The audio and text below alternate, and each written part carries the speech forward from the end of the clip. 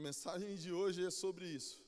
Por mais que você não acredite em si mesmo, Jesus acredita, cara. E a gente vai te provar hoje, eu, o Espírito Santo, que você dá conta de ser quem Deus te chamou para ser. Feche os seus olhos, eu quero orar mais uma vez. Espírito Santo, você é nosso melhor amigo. Nós estamos aqui por tua causa, então faz alguma coisa.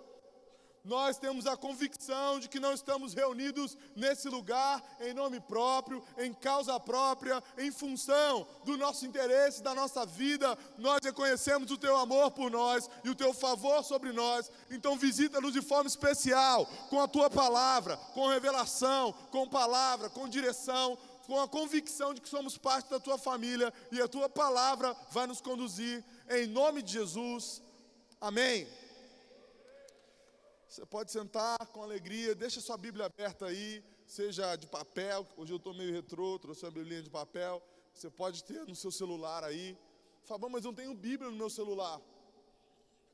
Vou até tomar uma água em sua homenagem.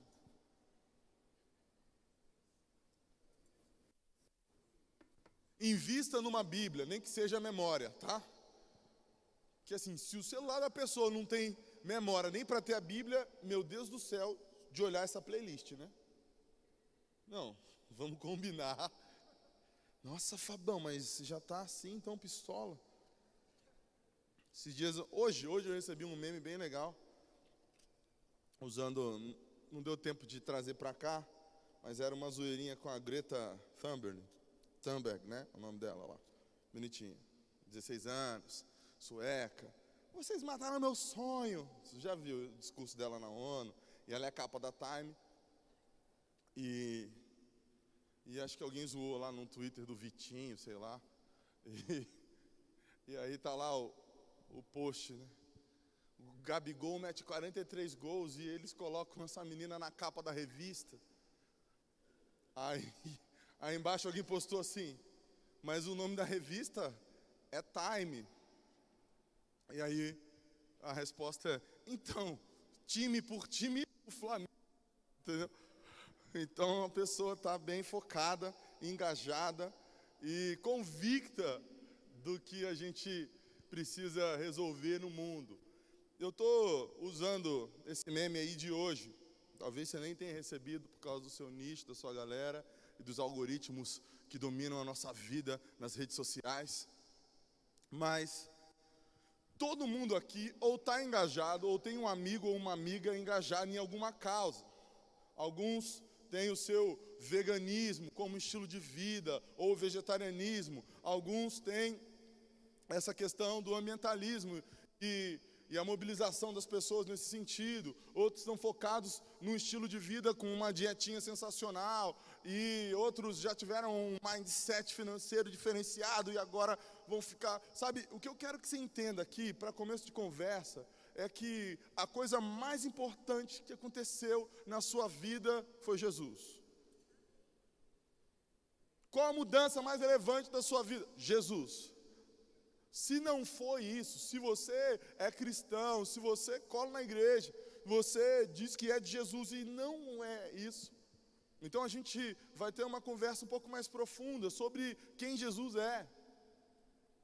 Não tem nada de errado com estar mobilizado com causas relevantes no nosso mundo. Pelo contrário, é importante que a gente entenda a nossa parte no planeta.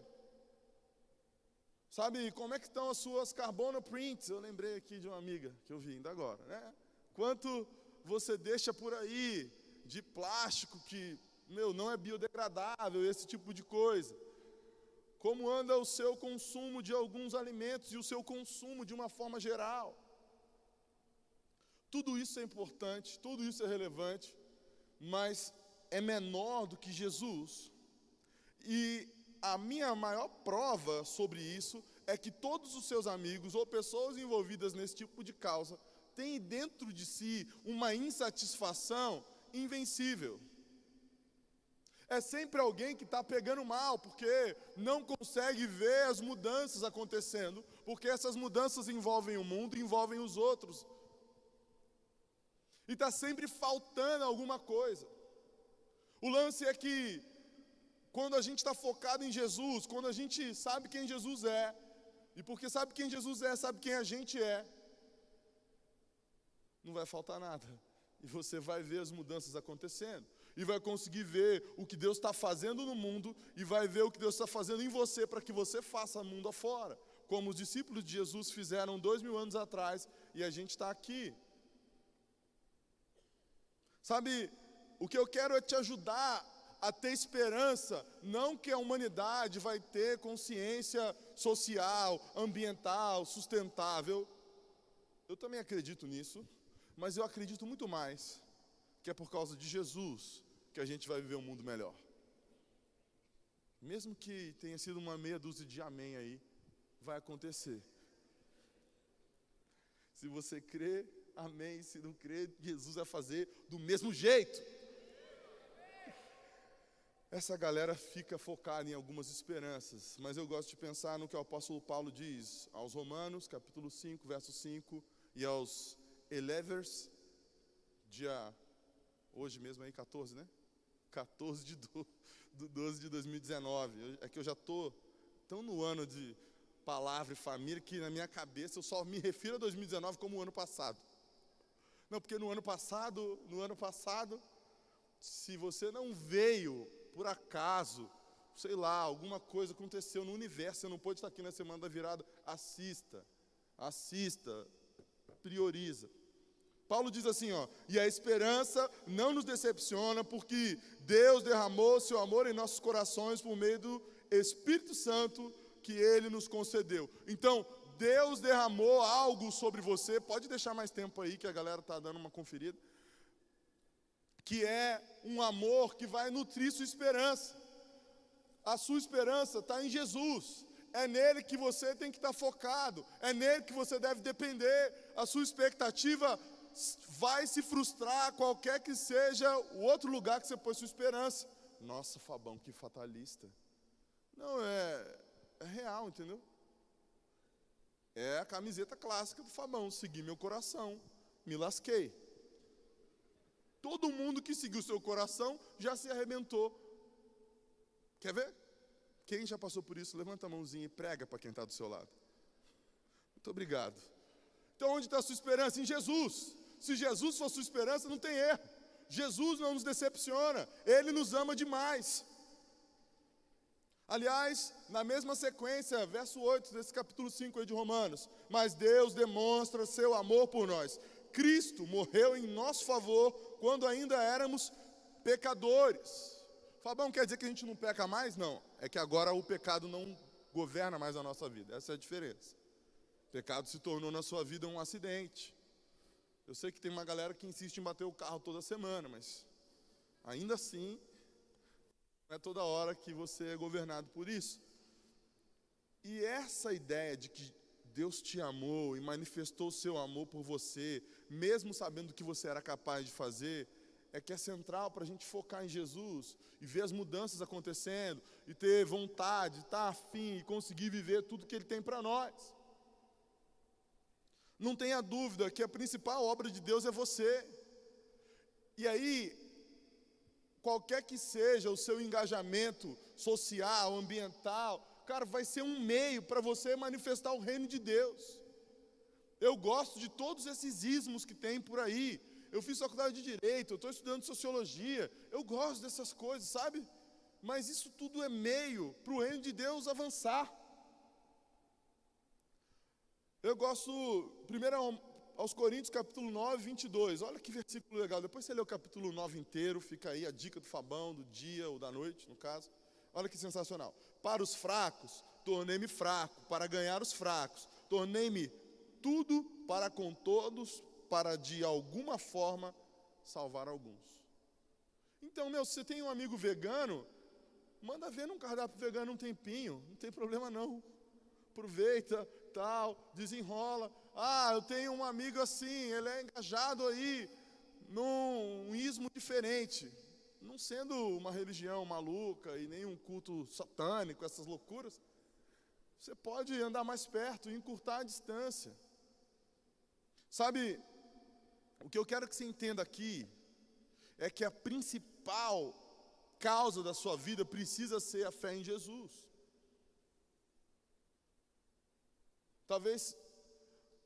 Talvez seja exatamente por isso que você está aqui hoje.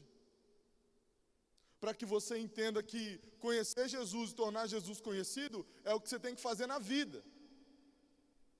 E todas as outras coisas que você vai se envolvendo são importantes, mas são meios. São caminhos, são jeitos de conectar a galera e de fazer essa galera encontrar com Jesus. Fabão, mas tipo assim, não é para eu ter profissão, não é para eu me jogar em algo aí, tá nos 7 montes de governo e essas coisas. É isso aí. As 7 esferas de influência da sociedade. Parece até um desenho, né? 7 esferas de influência. Mas é isso aí. Agora, qual é a lógica? Que o quanto você ama Jesus seja suficiente para que você não tenha outra causa principal. Jesus é o seu Senhor e é o seu Salvador. Ele não aceita ser só mais um coach, um mentorzinho da esquina para virar uma chave de parte da sua vida. Essa é a vibe. É muito pouco. Vai me desculpar, mas se você colocou Jesus na sua lista de mentores de 2019, é muito pouco. E aqui a gente vai entender um pouquinho do que está faltando muitas vezes, sabe? Está faltando saber o quanto você ama Jesus. Aliás, é isso que a gente vai ler em João 21, 15. Eu gosto demais dessa história aqui. Depois de comerem, é a fama de Jesus e dos seus discípulos. Os religiosos pegam mal, né? Mas está aqui. Jesus e os discípulos estavam sempre comendo. Inclusive, Jesus é zoado por isso. Depois de comerem, Jesus perguntou: Simão Pedro, Simão, filho de João, você me ama mais do que esses? Disse ele: sim, Senhor, tu sabes que te amo. Disse Jesus: cuida dos meus cordeiros. Novamente Jesus disse: Simão, filho de João, você me ama? Ele respondeu: sim, Senhor, sabes que eu te amo. Então Jesus disse: pastorei minhas ovelhas. Pela terceira vez, ele lhe disse: Simão, filho de João, você me ama? Pedro ficou magoado, porque Jesus lhe perguntou pela terceira vez: você me ama? E ele disse: Senhor, tu sabes todas as coisas, sabes que eu te amo. Então disse Jesus: cuide das minhas ovelhas. Digo a verdade, quando você era mais jovem, vestia-se e ia para onde queria, mas quando for velho, estenderá as mãos, e outra pessoa o vestirá e o levará para onde você deseja ir. Jesus disse isso para indicar com que tipo de morte Pedro iria glorificá-lo. E então lhe disse: siga-me. Sabe, o que eu quero te ajudar a perceber hoje aqui é que, independente do quanto você consegue amar Jesus, Jesus te ama o suficiente para confiar a você a missão de fazer o reino dele avançar. Obrigado por esse amém aí, mas eu esperava um pouco mais. Vou repetir, sim, agora você já sabe o que você tem que fazer, e nem que seja por constrangimento do Fabão, mais do que por fé, você vai dizer, tá? Jesus te ama tanto que ele é capaz de confiar a missão de fazer o reino dele, a família dele avançar a você. Tá melhorando. A minha vontade um dia é vir aqui pregar com um espelho desse tamanho aqui, para ver se você se enxerga e vê o quão especial, o quão poderoso, quão poderosa, quão capaz você é e o quanto Deus te fez. E Ele vai continuar completando a obra extraordinária que é você. Gente, Pedro negou Jesus literalmente 3 vezes. Pedro ouviu para trás de mim Satanás do próprio Jesus. Seu líder já te chamou de algumas coisas que você não gostou? Jesus falou para Pedro assim: aparta-te de mim, Satanás. Na cara, assim, ó. Eu duvido que algum líder falou isso para você. Jesus chamou até uma mulher de cachorro um dia. Imagina, eu fico imaginando se algum hater vê isso no Twitter do mestre. Acabou. Então, Fabão, como é que faz a gente focar em Jesus? Primeira coisa, reconheça o que Jesus fez por você. A primeira pergunta que Jesus faz para Pedro é: você me ama mais que essa galera que está em volta? É legal, porque eu não tinha me tocado, até ler esse texto de novo, né? Porque eu sempre falei, Pedro, Pedro, tu me amas e tal, mas a primeira pergunta de Jesus é se ele ama mais do que os caras. E eu fiquei pensando, mas por que isso? Porque Pedro falou para Jesus que amava mais do que os outros caras. Lembra na ceia, na noite que Jesus ia ser traído e tal, ele conta isso para os discípulos, e aí Pedro fala, capaz que eu vou te negar, capaz que eu vou te trair, morreria por você, Jesus. Aqui é nós. E logo depois, azeda, né? Mas assim, então, Jesus dá essa lembrada no passado de Pedro, na intensidade de Pedro, e lembra Pedro de que, mesmo depois que o galo cantou, ele estava continuando a confiar em Pedro. Sabe, talvez você seja daqueles ou daquelas que já foi o mais intenso da sua célula, mais apaixonado por Jesus. E é porque um dia o galo cantou na sua vida, sabe? Você não amou Jesus do tanto que dizia. Você acha que não tem mais como andar com o mestre. E que ele não vai mais contar com você como contava.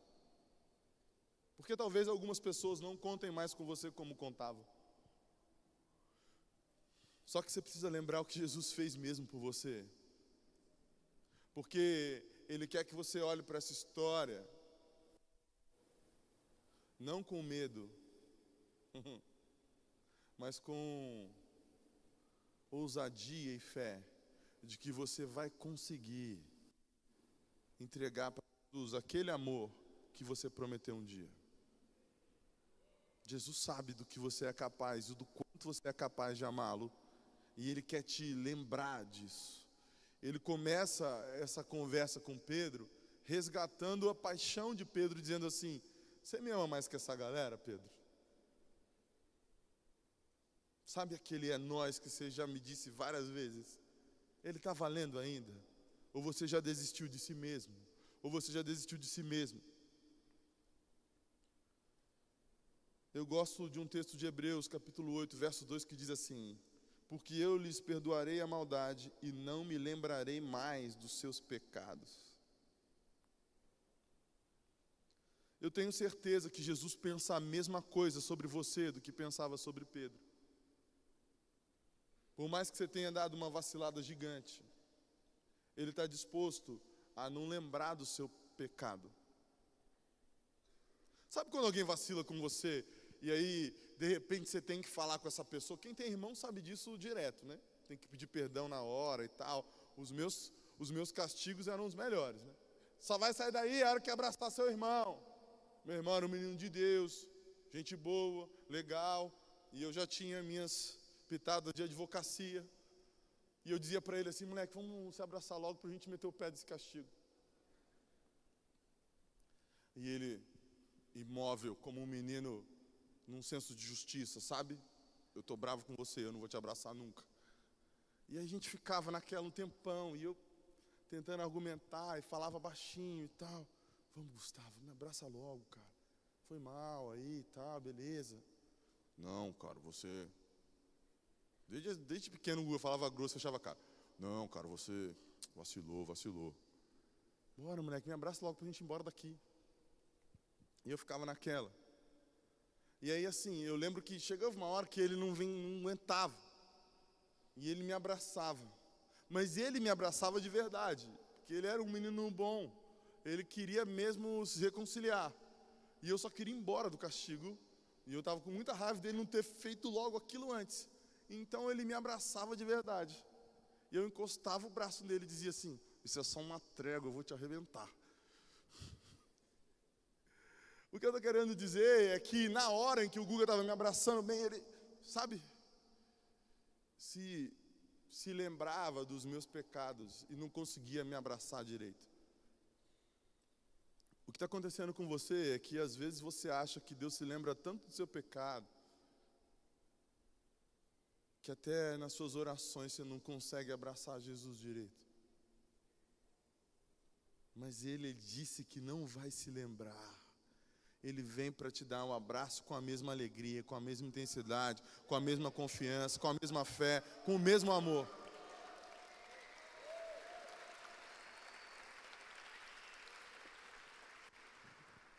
Lembra o que Jesus fez por você?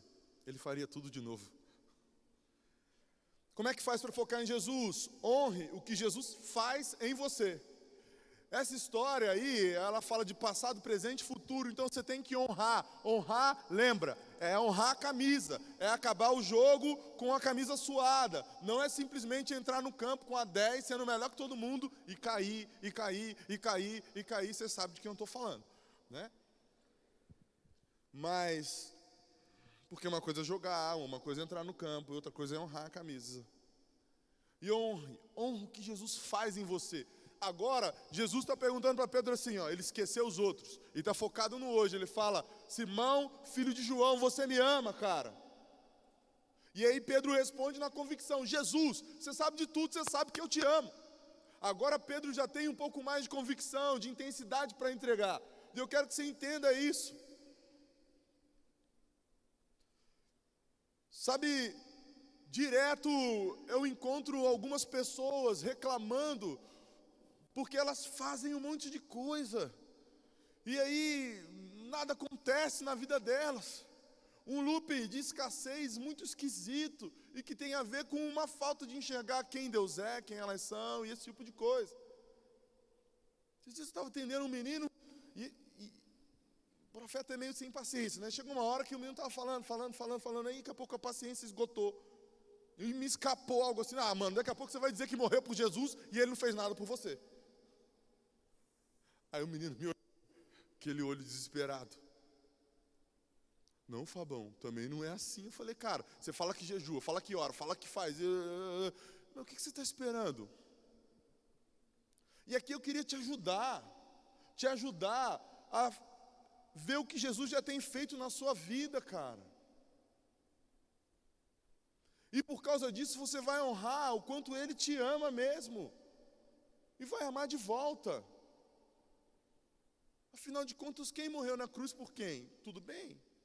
Será que os efeitos da cruz continuam valendo na sua vida? Hoje, de vez em quando, você tem uma amnésia e acha que merece ir para o céu, vem para o Eleve daqui a pouco com uma capinha de super crente e fala que ninguém mais entende nada.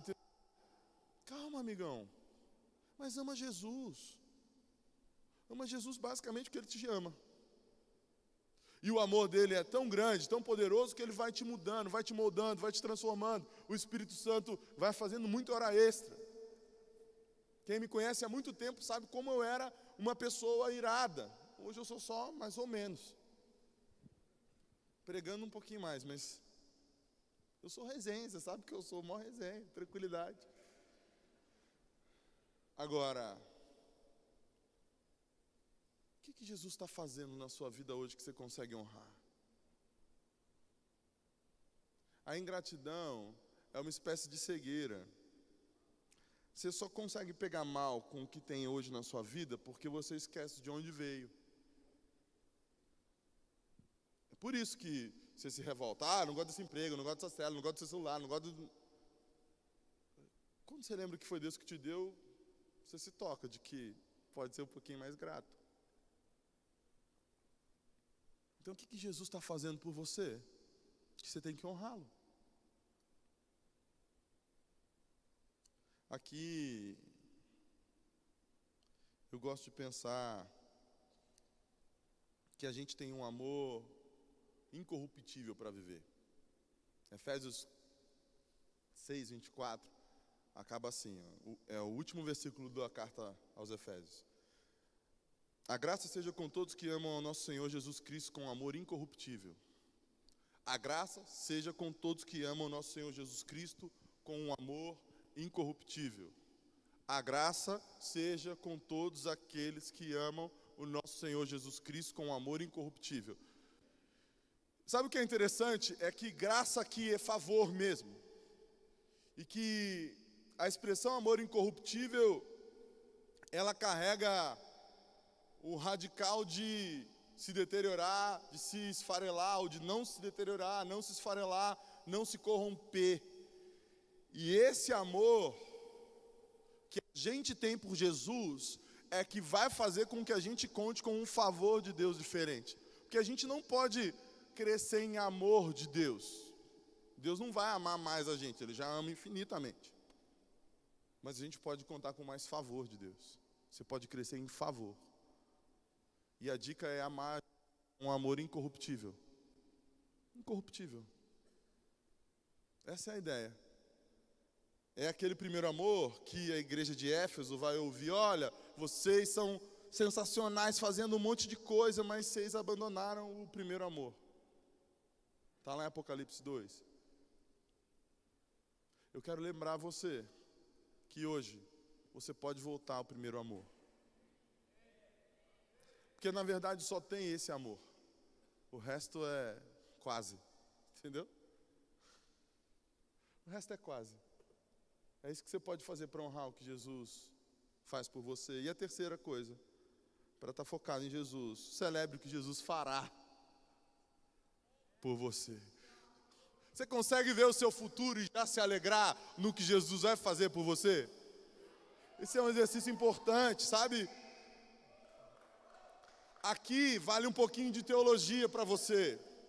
Nesse diálogo, toda vez que Jesus pergunta a Pedro se ele o ama, Jesus usa uma expressão de amor que tem um radical ágape, que é aquele amor perfeito, incondicional. Então Jesus diz para Pedro, tipo assim: Pedro, ágape, você me ama hypado lá em cima, o máximo? E aí Pedro responde para ele assim: Jesus, filéu. Filéu é tipo assim: tamo junto. É o clássico, eu te amo, eu gosto de você, entendeu? É forte, porque mesmo assim Jesus continua dizendo para Pedro: ó, apacenta as minhas ovelhas, cuida dos meus cordeiros, eu continuo confiando em você, mesmo que você não dê conta de me amar, tudo isso que eu te amo.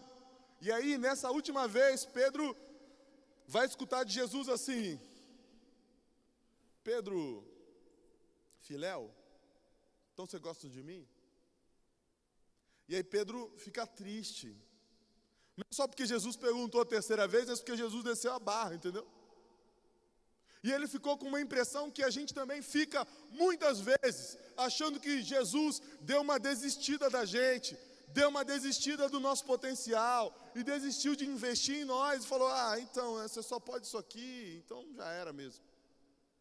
Só que na realidade, o que Jesus está dizendo é assim: se você só consegue entregar isso aqui, para mim vai ser suficiente, porque eu vou transformar esse seu filéu num ágape, e você vai ver como você vai conseguir me honrar, até morrendo pelo meu nome. É por isso que Jesus explica: ó, quando você for velho, você vai estar lá, vai estender as mãos, e alguém vai te levar para a morte. E aí a tradição vai dizer para a gente, teológica, histórica, que Pedro é crucificado não de cabeça para cima, mas de cabeça para baixo, por amor ao Jesus que ele tinha negado um dia. Sabe, você vai fazer o que você se comprometeu com Jesus no começo. Ele sabe disso, é por isso que ele continuou confiando em você. Pode olhar para o seu futuro com alegria, porque ele vai transformar o seu choro, a sua decepção, em adubo, em motivação para o seu crescimento, para a sua transformação, porque a obra extraordinária de Deus é você, é você.